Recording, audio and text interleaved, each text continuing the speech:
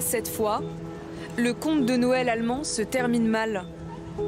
Dans les rues de Berlin, on doit se presser pour acheter les derniers cadeaux avant le renforcement in extremis des mesures sanitaires. De quoi ternir l'esprit des fêtes, si cher à nos voisins d'outre-Rhin. S'ils nous ferment maintenant à cette période, alors que nous devons faire notre plus gros chiffre d'affaires de l'année, ce à quoi nous avons travaillé toute l'année, cela me met bien sûr en colère. Parce que je pense qu'ils auraient pu fermer les magasins en octobre. J'ai l'impression que la décision des politiques arrive bien tard. Je ne me sens pas sous pression, car j'ai déjà acheté les cadeaux de Noël très tôt cette année. Et bien sûr, j'ai aussi commandé certaines choses en ligne. Mais j'ai le sentiment qu'il faut absolument faire ses courses ce week-end. Après un confinement jusqu'ici assez souple, la chancelière doit se résoudre à des mesures beaucoup plus sévères. Nous fermerons les magasins à partir du mercredi 16 décembre et nous ne garderons ouverts que ceux qui vendent des produits quotidiens essentiels. À cause des courses de Noël, le nombre de contacts sociaux a considérablement augmenté. Cela signifie que nous devons mettre en place ces mesures. Elles auront un large impact sur beaucoup de monde, nous en sommes conscients, mais elles auront pour effet d'éviter à notre système de santé d'être débordé.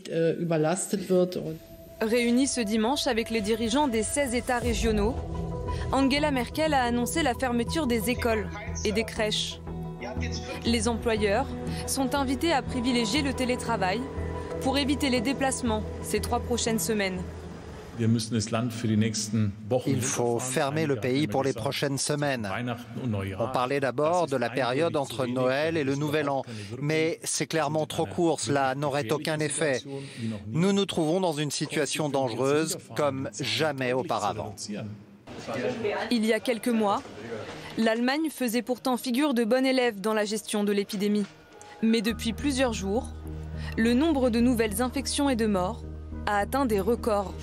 Jeudi dernier, on comptait 32 734 nouveaux cas et 604 décès en 24 heures. Quand lorsqu'au pic de la première vague début avril, on dénombrait 6 922 cas et 187 décès. Des chiffres à la hausse qui s'expliquent en partie par la ruée dans les magasins pour les achats de Noël et surtout les stands de vin chaud. Tradition très ancrée dans le pays, ces stands se sont multipliés ces dernières semaines, favorisant la propagation du virus. À partir de mercredi, la vente d'alcool sur la voie publique sera aussi interdite. Cette année, les Allemands devront se contenter d'un Noël en tout petit comité, car les déplacements interrégionaux sont soumis à des restrictions.